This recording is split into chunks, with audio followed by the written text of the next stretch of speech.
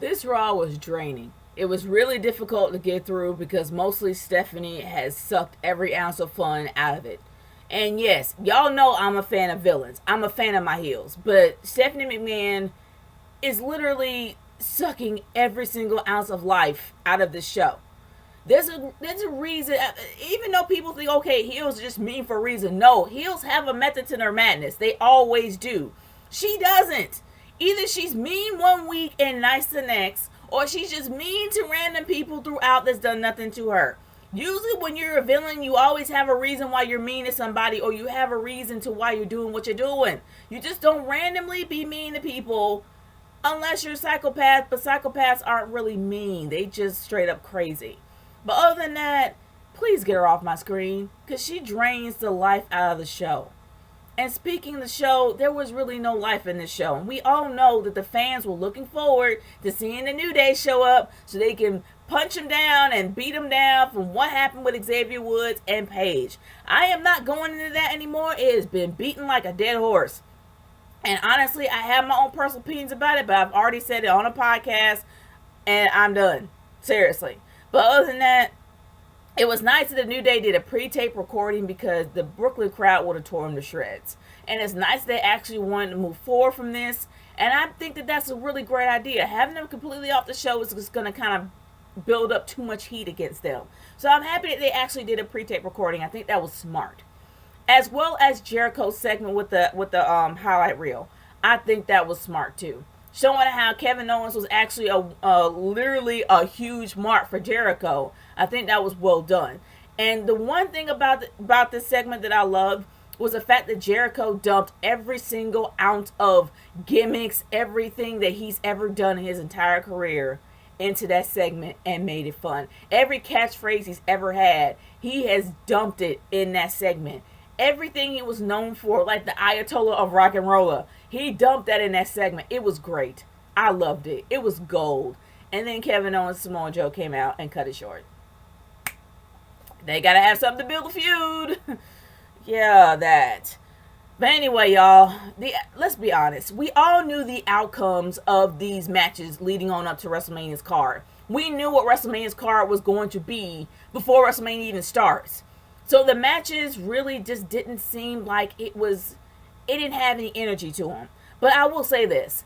Throughout the past Raws and throughout the past SmackDowns, I think that the WWE is firmly aware that that all the marks and all the fans out there know exactly what the cards to the pay-per-views is going to be.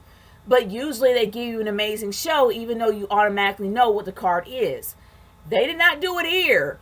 This was practically the most numbest of Raw I have ever watched. It was hard to even stay awake, even on up to the main event. Now, I'm not going to all the matches, and I know we've had some cruiserweight action, and we had actually two cruiserweight matches, which is pretty interesting. One, of course, with Austin Aries that had a little bit of a fanfare, and then we had another one against TJP and Brian Kendrick that we've seen a million times before that had zero lackluster. Like, nobody cared about TJP, and that's sad. TJP is a really great performer, but he absolutely had no reaction. Neither did Brian Kendrick. And Brian Kendrick flubbed up his lines going out there. I know he was exhausted and winded, but the guy could barely remember his lines. Don't ever give him a mic again. I know people make mistakes, but it's to the point where Brian Kendrick just can't talk, and I don't really understand why. He's had issues with the mic as of late, but that's just me personally. That's how I feel. But then they had to start off a feud with Akira Tozawa and Brian Kendrick for 205 Live, pumping that up. Then you had Austin Aries in his match, pumping that up with him versus Neville, which is, I'm looking forward to that. But unfortunately, nobody really cared about that, and I hate to say it, but I didn't care much about TJP versus Brian Kendrick. But I did care much about Austin Aries. I am a fan of Austin Aries. They build him up really well on TNA, and he's gonna be of course, he's gonna definitely be I'll be a fan of his. But the other matches definitely, in my opinion, were throwaways. We all knew exactly what was going to be set up. We knew there was going to be a triple threat match with the tag team titles. We knew there was going to be a fatal four-way for the women's championship. We knew all these matches going in. But how they set it up was very piss poor. I'm sorry. When it came to the women's title, it was definitely piss poor. Because, let's be honest, Nia Jax does not deserve a title shot. I'm sorry, she don't. Yes, she's a beast. She could be a huge beast, an amazing beast. And she can dominate the women's division.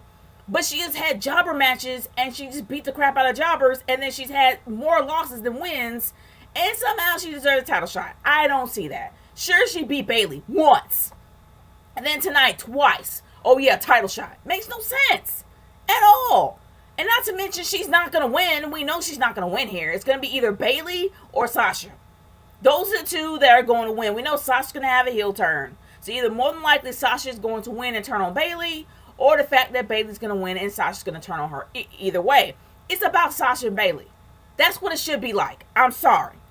But other than that, we got this Fatal 4-Way. Is just going to be not so great of a match because I don't know how Nia can handle a Fatal 4-Way. I don't know. But moving on down the line, we had a video package for Goldberg and Lesnar. Don't care. Not at all.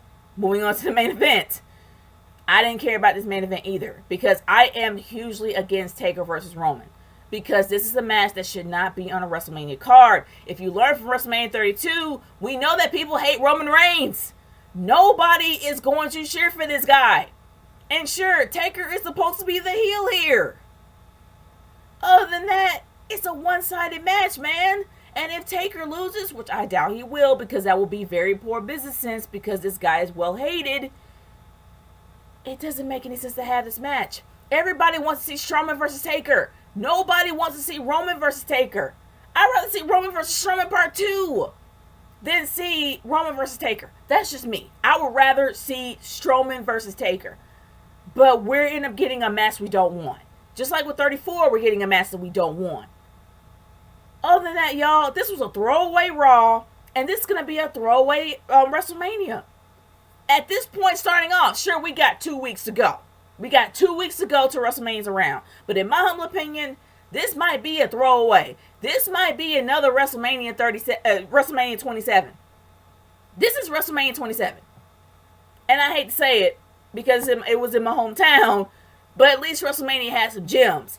There's no gems on this card. At least right now. I don't know. I could be wrong. And I want to be wrong. But y'all leave in the comments below how you feel about this Raw. Because honestly, this Raw is draining. It is. It was. And I'm glad it's done for right now. And I hope they do better next week. But other than that, y'all, I'm done here. Peace out.